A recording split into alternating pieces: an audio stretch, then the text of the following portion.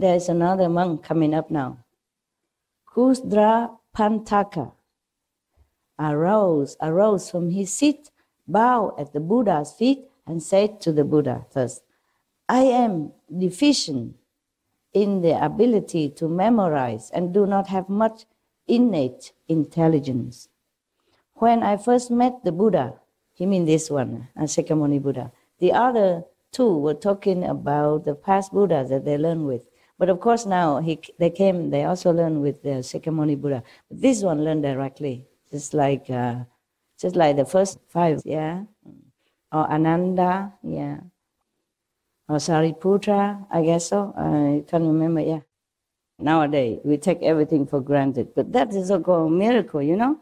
That's also one of the miracle power. 100 years ago we didn't have it. When I was a teenager, we really don't have it. Yeah. And then slowly we had black and white TV. And we have those big box that you can communicate as a telephone, but short distance. Not to America from Taiwan, no. Nowadays we say, oh, my phone. How come it's not working enough? You know, I have to buy a new one, you know, new new product, yeah? Or new iPad or iBox or whatever that is. Oh, man. You know, not enough that there's an number 6, you know, iPhone number 6. Have to buy number 7. Yeah, new coming. Yeah, stay in all day, all morning, all night in front of the eye office in order to get some eye, new eye, the first eye, you know, and then boast about it. Oh, I got the first 10, top 10, whatever, yeah? Remember, you know, right? Yeah, telling you. This is not good enough. Must be more. More eye. Yeah, my God. We should be thankful every day, you know, really. Because I am so thankful that when I took a hot shower this morning and I was having a warm shower, you know, I said, wow, how wonderful. How wonderful that I even have hot water, running hot water. You know, in Himalaya you don't have. You bathe in the Ganges River no matter what the season, yeah? Some ice cubes still floating on the water, and then you have to bath in that. But be happy that you live near the Ganges River already. I was always happy and always grateful.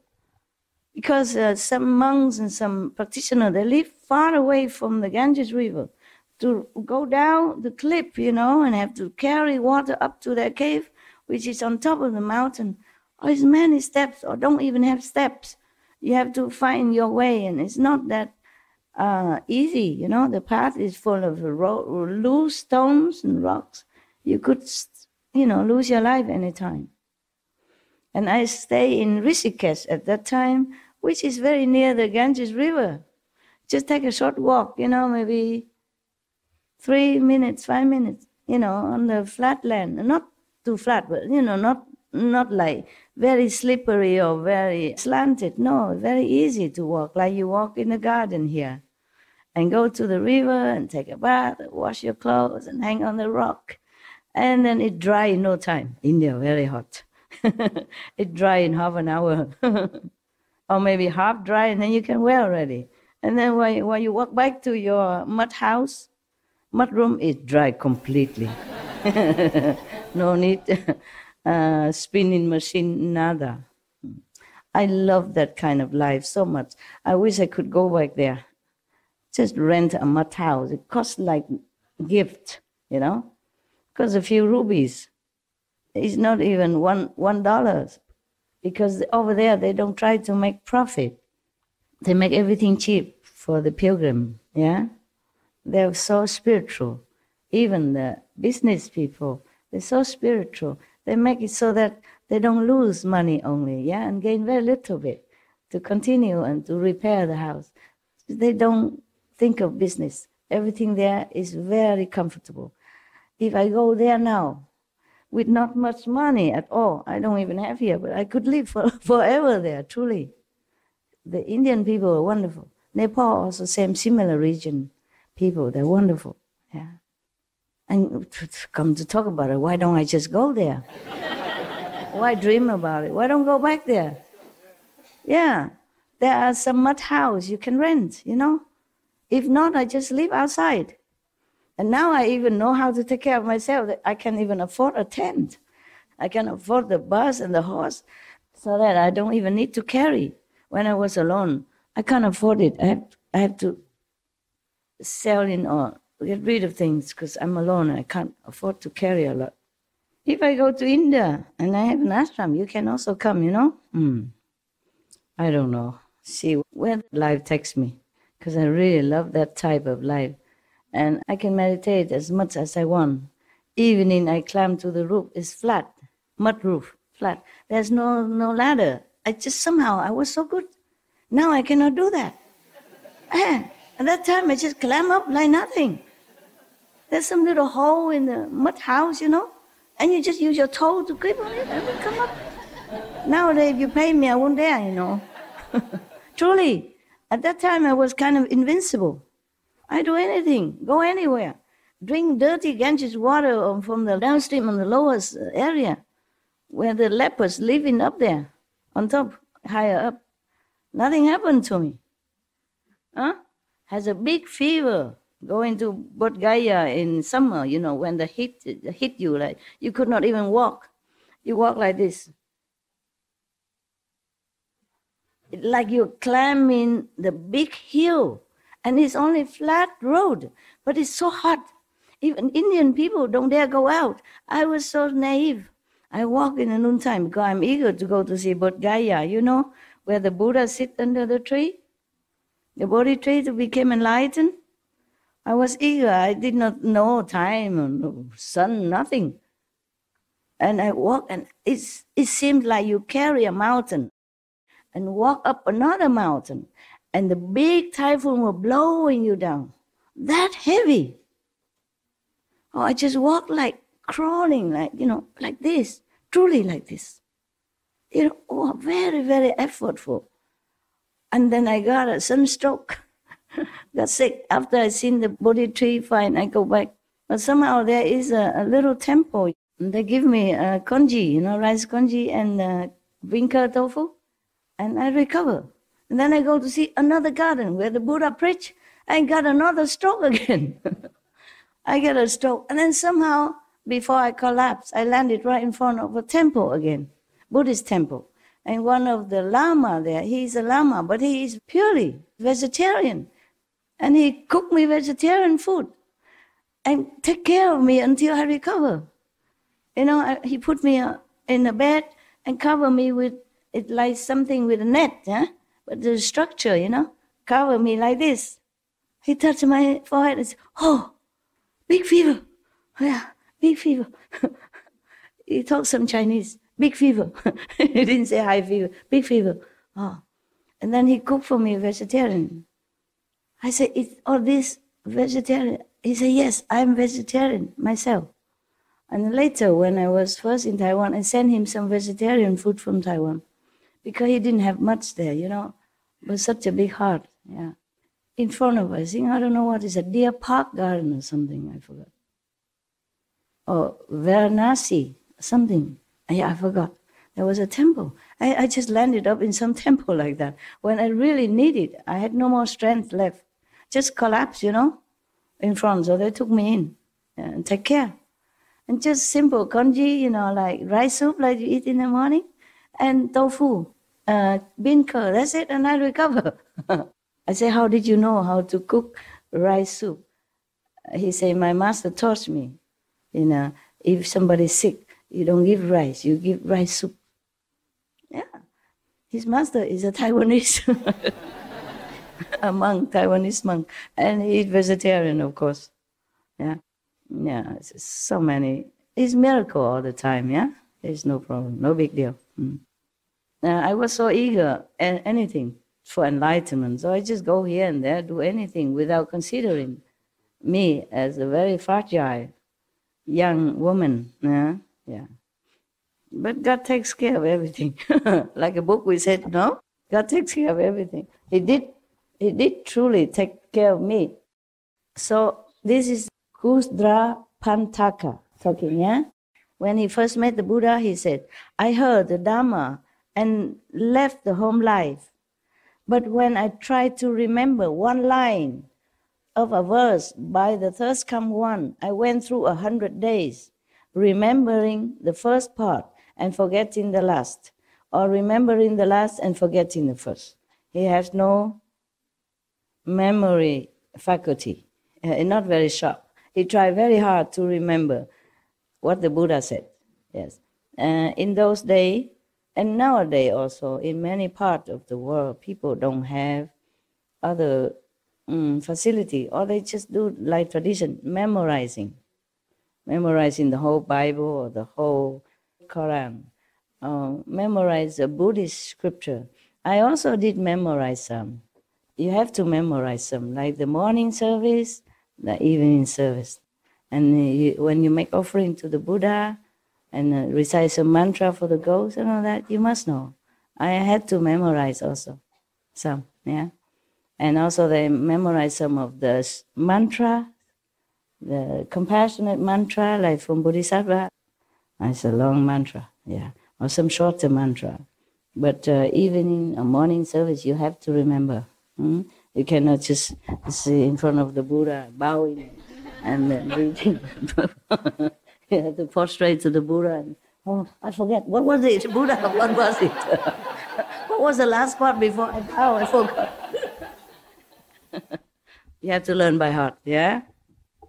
Like you have to make offering to the Buddha. I learned both Chinese and Vietnamese. Yeah, in the morning you have to make offering. Yeah, like Gong Yang Jing Jing Fa Sheng No Che No Fo. You make offering to different Buddhas, and then you make a mantra for the ghost, something like that. It's like chanting. It's very nice, very beautiful. You have to learn the whole process. Yeah, you cannot take a book. Oh, where was I before? Over here, I can ask you, where was I? What did I say? But in front of the Buddha assembly, how many monks, many nuns, and you have to read fast, like everybody else. You can just, wait a minute, I forgot. Wait, all of you, wait a minute. So then, this monk, he has no memory kind of talent, yeah? So then he tried to remember the first, then he forget the last. Remember the last, he forgot the first. Yeah. So the Buddha feels sorry for him. He said here. So the Buddha took pity on my stupidity, yeah, and taught me to relax and regulate my breath. You see, the Buddha teaching breathing now, so that he can be more relaxed. Yeah, the Buddha also teach breathing technique now. Yeah. I contemplated my breath thoroughly to the subtle point in which arising, dwelling, change, and extinction happen in every sana, every nanosecond, he said, okay? Every ksatna, that means nanosecond. In Sanskrit, it says ksatna, yeah. But he realized every nanosecond that because he contemplated the breath thoroughly, yeah, until to very subtle point, so that he see the arising, dwelling, change, and extinction happen all the time in this world or the other world. Yes, every nanosecond, something new arise, something change, something exists, destroy every nanosecond. So he continued, my mind suddenly attained vast non-obstruction until my outflows were extinguished and I accomplished arhatship. Beneath the Buddha's seat, I was sealed and certified as being beyond learning. And he's already enlightened, yeah. And no need to learn any book or any instruction anymore. Just continue to meditate, to continue further, yeah. So, and the Buddha asks us about perfect penetration, as I have been certified to it. Turning the breath back to emptiness is the foremost method for him, yeah. The Buddha say 84,000 method, yes? So the Buddha taught him this breathing method. But it's not a normal like breathing that you get enlightenment. It's not. You have to turn it back to the emptiness There were no more breath at all exists. Before the breath even come, that's the original emptiness. That's how he get enlightened. So, you think you want to learn this? Breathing? No. Some people still do. Some people still do. They have pranayama and they have breathing technique, yeah. And all kind of things, yeah, yes. There are different teachers, teach you different things. In India, there are many methods, okay? They have some royal technique, hatha yoga, and other things, yeah, they call different names, yeah. So now another monk arose from his seat. His name is Gavampati. Bow at the Buddha's feet and said to the Buddha, I have mouth karma created for my past offense. I slighted a shramana, and in life after life, I have had this cow cut sickness, because he probably cursed one of the novice monk before, many lives before. And life after life, he still have to have that cow cut sickness, okay? So the third come one taught me the mind ground Dharma door of the purity of a single flavor. My thought was extinguished. I entered Samadhi and contemplated the awareness of flavor as not having a substance and not being a thing. As a result, my mind transcended all worldly outflows. Internally, this is a result, he said. Internally, I was free from body and mind, and externally, I abandoned the world. Not like going to the moon, I guess, no. Meaning he not attached. I left the three existences far behind, just like a bird released from its cage. I separated from filth and wiped out defilements. And so my Dharma I became pure, and I accomplished a hardship. The third come one certified me in person as having ascended to the path beyond learning. See that? This is another method that the Buddha taught him. Maybe it depends on their faculty and their ability and their intelligence. Yeah, even the Buddha get the so stupid student, he still can raise him up to a hardship. But being stupid is not a sin. Being stubborn, being big head, big ego is a problem that separate you from Buddha nature, and stop yourself from understanding the real teaching of the Buddha inside, not the talking outside. That's why this monk before, he cannot even remember one sentence. Yeah, he forget the front or forget the back. He still can attain a hardship because he's not arrogant. That is the point. You see, he has no ego to obstruct him. Ego is the worst enemy that we can have as a practitioner. Just too much fixation on the outer, phenomena and allurement, and then forgot to go inside. Or too much proud of small attainment or small success, physically or emotionally or spiritually. This is all very detrimental to our spiritual progress.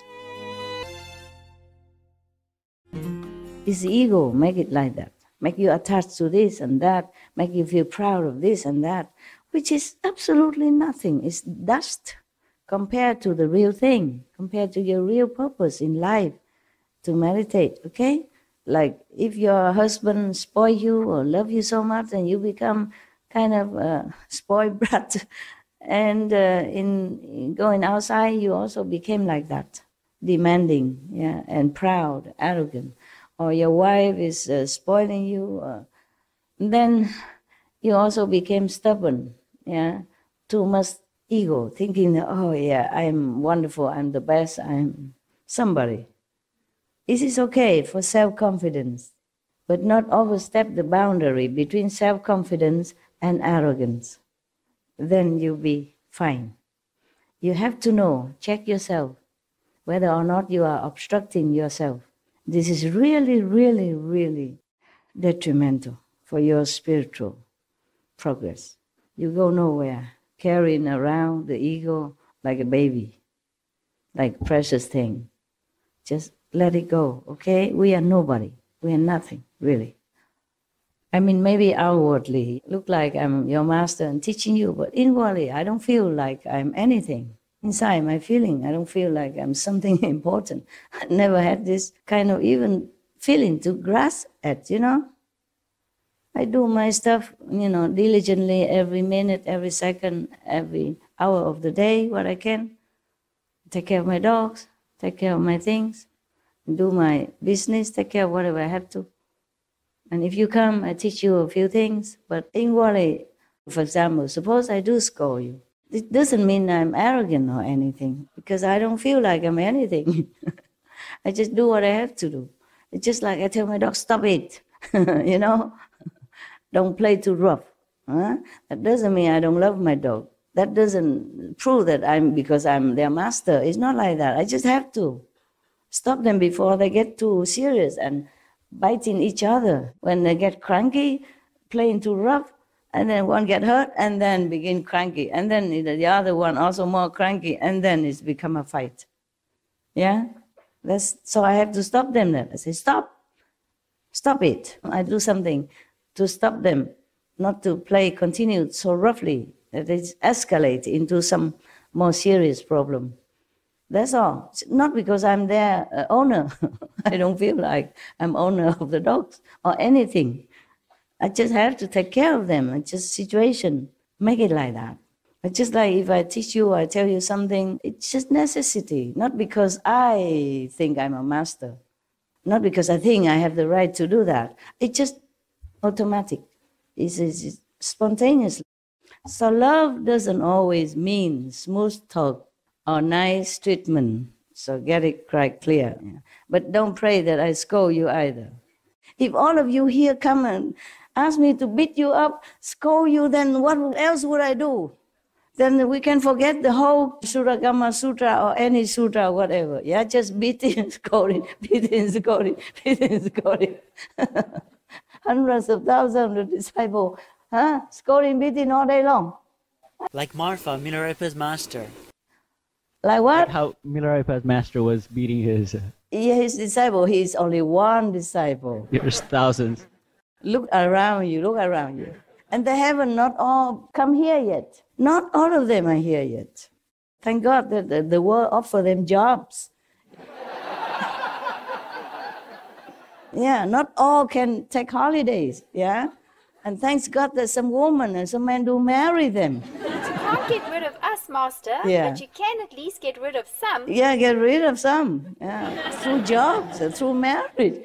Children, thank God they also have children. And friends, you know, and parents, yeah. And mortgage, yeah. And car to pay, you know. Television, machine, all these are keeping them somehow. Yeah, otherwise how do I manage? Now we go back to the Buddha's business. Another man come called Gavampati, okay? And he has a problem with the mouth. It looked like a cow cut, you know, cow mouth. So the third come one taught him my Dharma door of the purity of a single flavor. And then he became enlightened, yeah. And he has no outflow, worldly outflows anymore. He transcended, yeah. Internally, he was free of body and mind, and externally, I abandoned the world.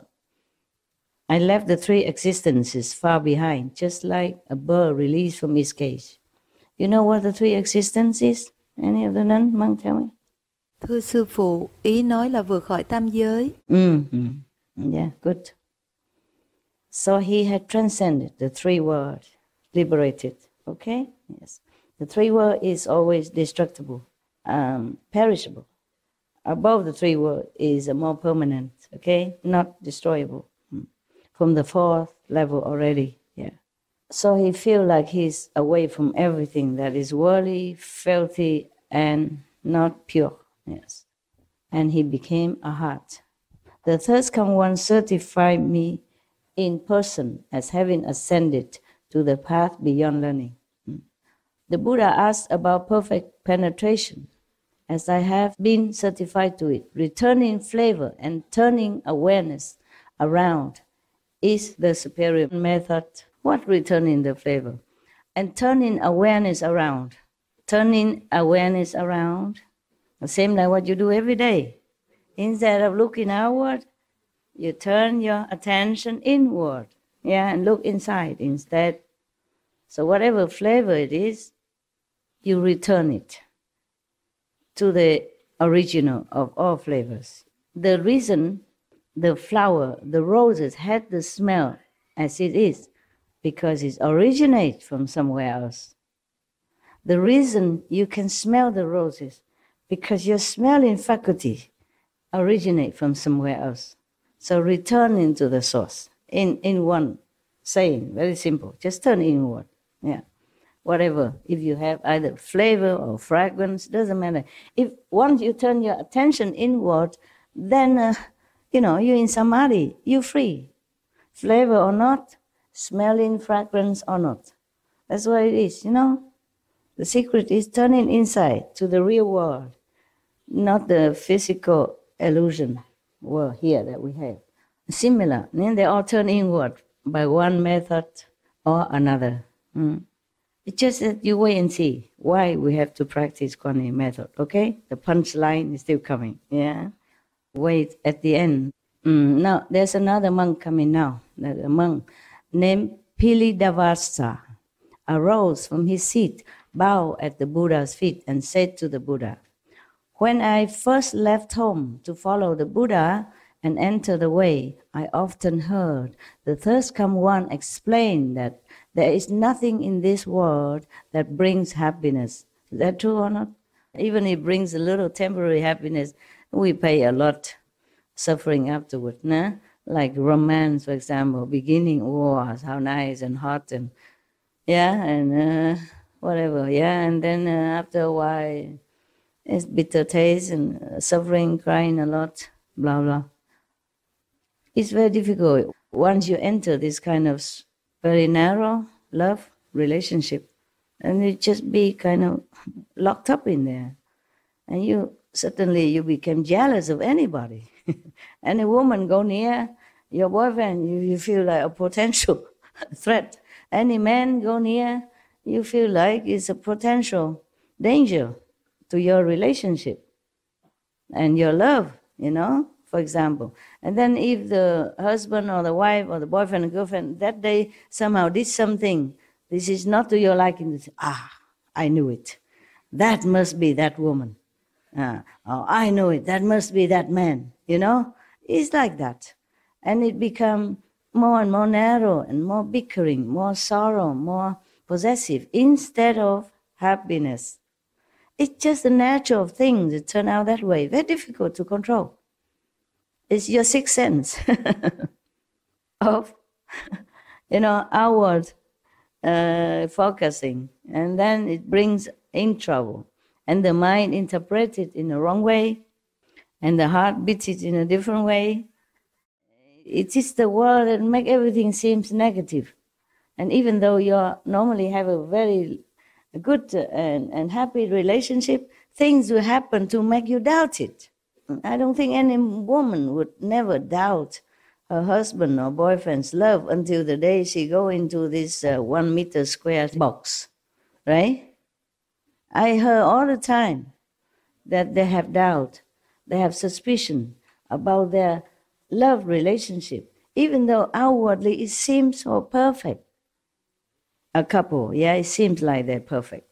But there's never, always, spotlessly, no suspicion. And then because of suspicion, it breeds another suspicion. And then you watch your partner. Instead of loving him or her, you're watching him. You analyze it. You observe it. Oh, this is with negative thinking and expectation. And boom, it might come. as you expected. And then you say, I knew it. I knew it would happen. And now it comes. You see, I told you, I knew it. And then the more you told him or her, the more it happened. And nobody likes to stay in a bickering relationship. And then they have excuse to go. And then they start another, you start another, and another war begin in different positions, different places, with different rival.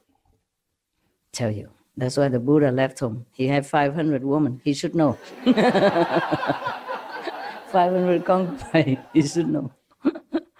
That's why all these monks listened to him, because they trusted him.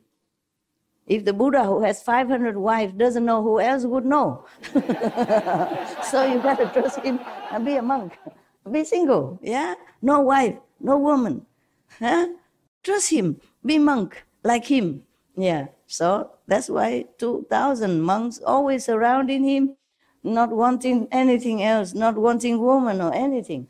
Even Ananda was already captured by a most beautiful woman and experienced artisan, of that time, most beautiful, and have even the Brahma mantra, the most powerful charm mantra of all time. He was already captured and trapped in there. Even then, he prayed for Buddha, please help me.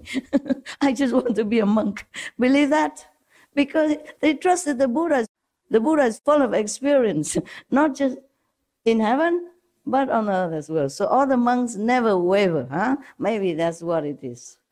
Maybe that's why they all became monks. Even though being a monk is not easy. You can't even look at any woman. When you walk, you just look about 1-2 meters in front of you only, huh? And then you don't even think about it. But later they did that naturally. They don't think anymore in that direction because they trusted the Buddha, yeah? Then they all became very pure monks. That's why they became arhat or bodhisattva so fast, so quick, in a shorter time, because they trust the Buddha completely. Yeah. Maybe I should have 500 husbands before I became a master. Then all of you probably became monk or nun already. Then I don't have to take care too much. All of you, I just give you each one bowl as a souvenir. Then you go outside. Take care of yourself. And maybe bring some back to me. And now I have to take care. Tell the kitchen do what? Build a kitchen for you. Build a place for you to eat, and worry about the rain that might fall into your cup and become a soup instead. Even staying in the cave far away from you, have to worry about your food, whether or not they cook good. Because you're all different nationalities. And the Korean would probably miss the kimchi, and the Westerner miss their cheese and, cereals, breakfast. Here we only have congee soup, all the same for everybody. Korea, Indian, German, English, America, no care. Eat or not. Only one choice, eat or not eat. Never mind, you won't die for a few days, will you? No, huh? You manage, right? You can bear the suffering, right?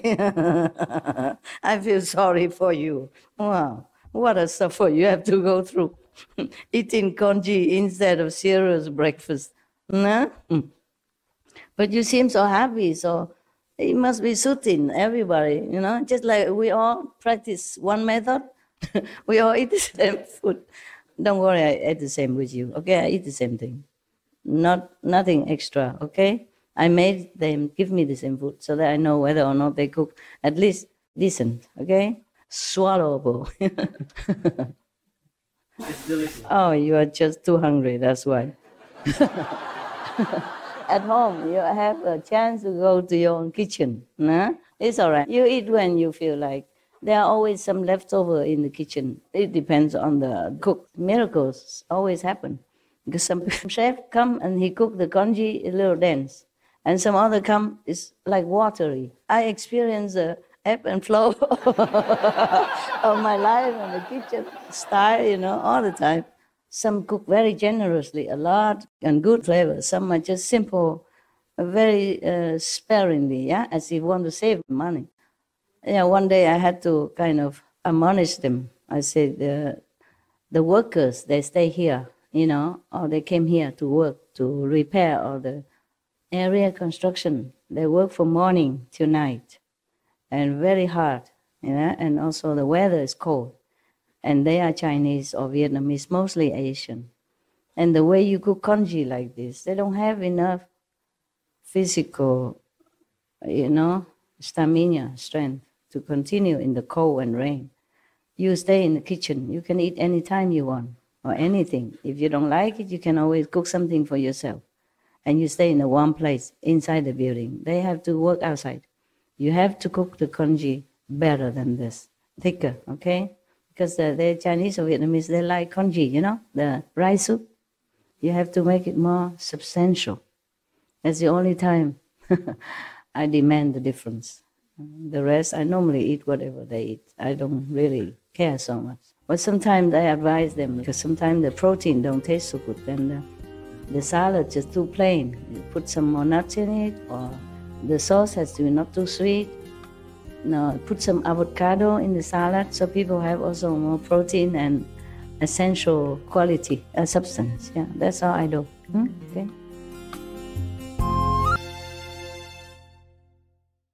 So this monk, his name is Pilindavasta, arose and bowed at the Buddha and said, "When I first left home to follow the Buddha," meaning Shakyamuni Buddha, if they don't mention anything else, meaning that present Buddha at that time, "I entered the way. I often heard the thirst come one explain that there is nothing in this world that brings happiness. Once, when I was begging in the city, I was reflecting on this Dhamma door," meaning this method of the Buddha teaching. Dhamma door, it means a method.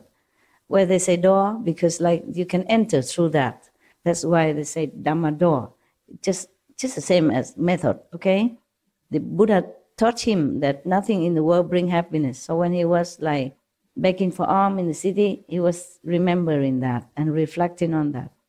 And did not notice a poisonous thorn on the road until it had pricked my foot. My entire body experienced physical pain. Poisonous thorn. There's such a thing as a poisonous thorn? Be careful where you're walking, huh? With your shoes. When I was a kid, I remember I walked very often barefoot. Yeah, and now I just remember that. How did I do that even? I walked to school barefoot, I walked back barefoot, about 1 kilometer. And I walked mostly around the village from one place to another, barefooted. Yeah, I remember that. And nowadays, I see my dogs walk around without shoes. You can't wear shoes on dogs all the time. And I feel sorry for them already. And then I saw TV, animals, they walk in the forest without shoes. Of course, they don't have shoes. And I said, how do they do that? Won't they hurt themselves? By some thorn or something. Won't we feel hurt on the rough surface? I even feel like that. But now I remember. Now I talk to you because of the thorn, I remember. Yeah, sometimes some thorn also prick my feet. And kids, you're invincible. You just look at it, you try to pick it out if you can. If not, you ask some of your buddy, try to use. On the road, in the tropical, you always have some thorn, like a cactus thorn, or some bushes will have thorn. When they dry, or something break it, it's on the road, and it prick you, it pin inside. If it's not broken, you can just pull it out, If it's broken inside, it's a problem. But don't worry, I always have solution. There's the thorn that is dropped from the tree, that tree have other thorns. So I pluck one, and use that to dig a hole in where the thorn is and pick it out. Yeah. If I cannot do it because of the special area, I cannot, then I ask my friend. We are very expert because we all walk barefoot and we all have thorn. Now and then to prick our feet. No? We are kids. Kids are the most wonderful time. We are invincible. We fear nothing. We know nothing. And we stop at nothing. Yeah. I climb trees, float on the ocean. Yeah, I did. On the back. Just lay on the water. Floating. Yeah, and just enjoy the sun until my face burned. Could not even touch it. Until all the body, becomes so black and burned and red, and you come home, you cannot even touch the sheet. Nothing can come on your body. And I don't remember putting any oil, nothing. We were kids. We were just invincible. We would just heal itself. And we do it again. Not like have bad experience and stop. Because Vietnam have sea everywhere, no? The kids love to go to the beach and lay in there until the sun going, and then our body already all red and burned and suffering, and then go home, ooh, ooh here, ooh there, but then go again. Children, I guess the animals, they're also like that, too pure, too naive, fear nothing, just walk on. So at that time, when the thorn pricked the foot of this Bichu, he experienced the whole body pain, but my mind also had an awareness. Though it was aware of strong pain and recognized the feeling of pain, I knew that in my pure heart there was neither pain nor awareness of pain. There are two states of mind that exists at that moment of pain caused by the poison. One is the knowing of the pain, feeling of the pain. On the other hand, he knows that there is not true pain, no pain. Because normally when you have pain, you would just focus on the pain and you say, yeah, and then you cannot bear it and you try to, do this and that to take care of your pain or to try to ease your pain, but you don't have another awareness that nothing happened, that your real self has no experience of pain or damage or any trouble of any kind. So because he was in Samadhi, he was already thinking of the method that the Buddha taught him. Therefore, he was already in Samadhi while he was still walking. It's just like I told you yesterday, I'm doing some job walking, but I don't see things. I don't see the way it is. I see in the purity of my mind. Heaven told me that because you are so pure. That's why you see that so far the way you think it should be. And that because your soul is up, you don't see the whole world, but see a part of it only. That's what heaven explained to me. Because when I came back to the physical, the mind don't capiche anymore. So I have to ask heaven, okay, what happened? So the Bichu continue. Pilindavasa continue. I also thought, is it possible for one body to have two awarenesses? He was asking himself. Having reflected on this for a while, my body and mind were suddenly empty. Not like empty, but he's in Samadhi. He don't feel the body anymore. Just like some of you sometimes. Or even you leave the body and look down and see, oh, who's that? Sitting there, whoa. So old and crumpled. When you outside of your body, you are younger, vigorous, and happy and beautiful. And when you're a little bit older, you go out of your body, you look down upon yourself sitting there and say, who is that? Whoa. After 21 days, my outflows disappeared. I accomplished a hardship and received certification in person and a confirmation that I had realized the level beyond learning. And the Buddha certified him. So the Buddha asked us about perfect penetration. As I have been certified to that, purifying the awareness and forgetting the body is a superior method. Through that, he attained a hardship. Okay, purifying the awareness and forgetting the body. Can you do that? No. Maybe he don't feel this every day. But he attained to the ultimate of this goal, and then he can return to it on any time he wants. It's not like every day he go find a thorn, prick his body, fit himself just to see if the pain causes him this awareness again. It's just like some of the monks before, they have the awareness of secretive and pervasive at the same time. This monk also experienced the pain, but no pain at the same time. Well, this you must have. Even I have. Sometimes I have trouble or sorrow, but on one hand I know there is nothing can affect me. Very clear. As clear as the nose that I see on the chocolate face. Like that. Your chocolate brother. It's very clear like that. On one hand, you are feeling sorry with the situation or with someone or with the world. But on the other hand, very clear that nothing happens really. Understand what I'm saying? All right, I hope. But you do experience that.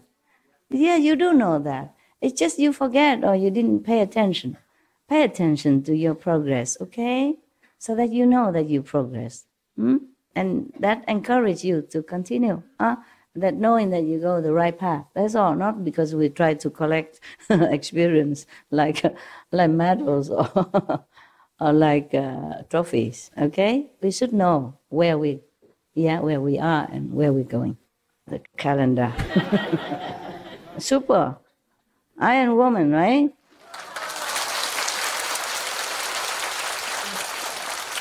Oh, truly, I don't know why. Because if I'm in the cave right now, no, I just do leisure, do some paperwork, doing nothing, and then occasionally we'll feel tired. Cannot talk like this. Cannot imagine it. Just before I come here, I couldn't imagine I go out and talk for 3 hours. I was thinking, Master, can I make it? I talk to myself just like you do, Can you make it? Oh, because you still have to work, you have to go to school. And then it's just going, and I don't have anything special, more than you had. I just have one bowl of the rice soup. And what else did I have? Yeah, it was this bean curd tofu. This you cannot eat a lot, it's very salty. Because I don't have appetite. Only that thing can make me be able to swallow the soup. I know if I'm out here, I don't know how many hours until I come back. Yeah? So that was the breakfast, And then a little bit curry, and that you have. That's it. Nothing else.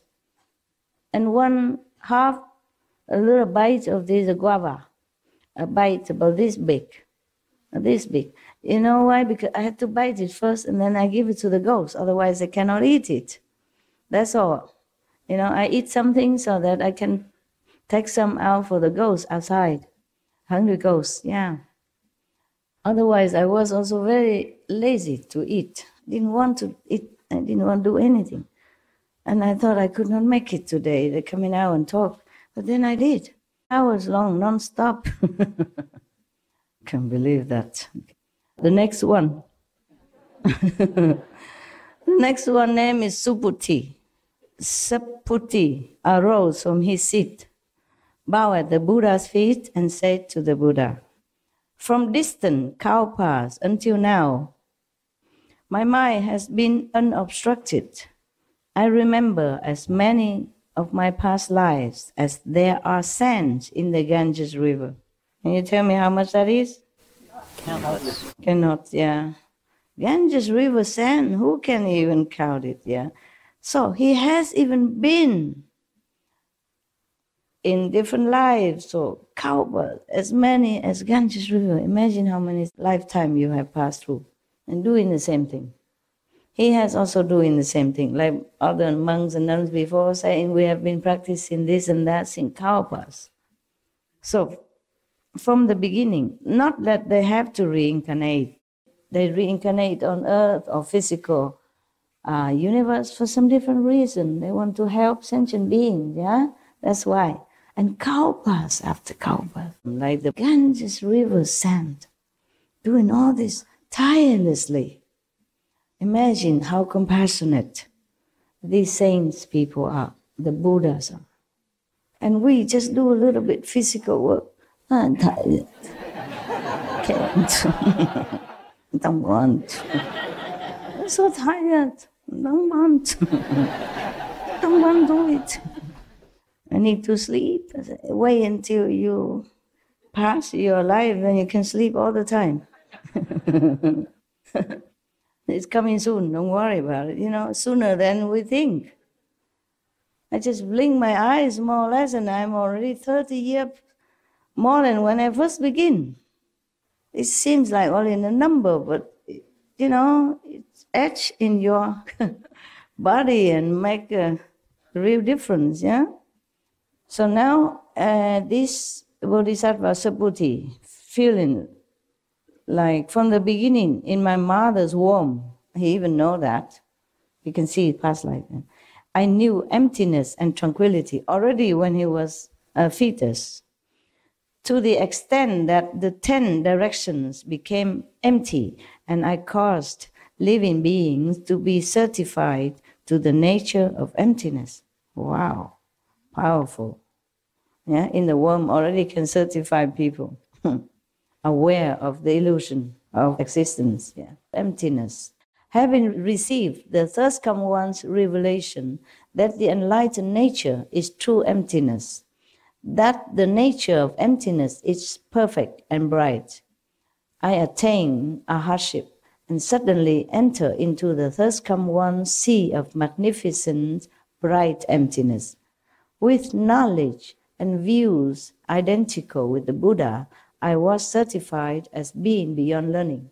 In the liberation of the nature of emptiness, I am unsurpassed. The Buddha asked about perfect penetration. As I have been certified to it, all appearances enter into nothingness. Nothingness and what becomes nothingness both disappear. Turning phenomena back to the void is the foremost method. What mean the void and what mean emptiness? They're the same, okay? They are the same. Void or emptiness is the same. But not emptiness as the emptiness like you all leave this room and the room become just void of anything. It's not like that. Because he said here that the enlightened nature is true emptiness. That the nature of emptiness is perfect and bright. This is when you contact with the light, when you see the true nature of enlightenment, that's the light, which you see sometimes, thanks to the diligence practice. So, turning phenomena back to the void is the foremost method, because he could penetrate all phenomena that turn back to nothingness. And then even the turning back phenomena and the emptiness itself will both disappear. And nothingness will disappear. In the beginning, it's nothing. And then from nothing spring phenomena and material, physical existence. And even then, he can turn it all back into beginning of nothingness. But then, even the appearance that enter into nothingness and the nothingness itself will disappear also. Then he became truly enlightened. So he said that turning phenomena back to the void is the foremost method for him. Yeah. Contemplating on the emptiness of all things. And then even forsake the emptiness. That's his method. Well, maybe we talk again later, huh?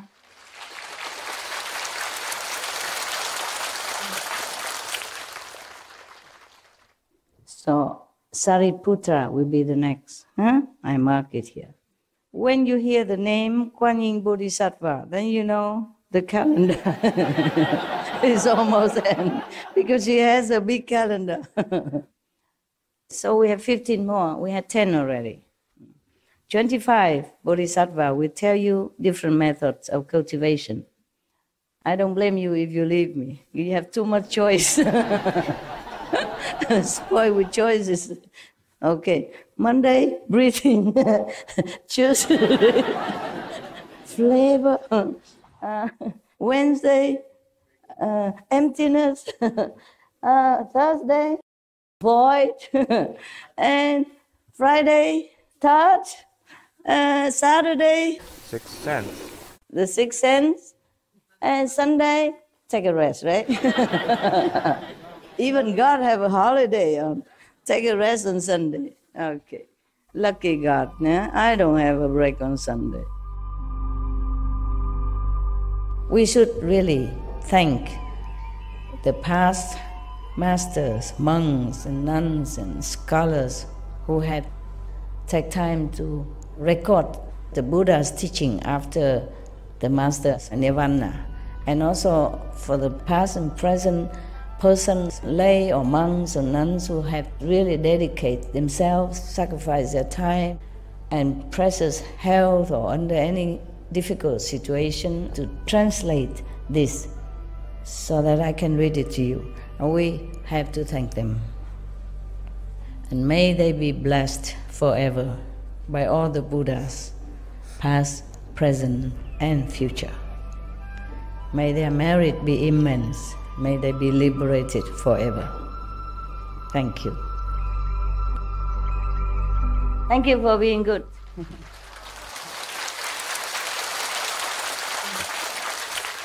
For being attentive.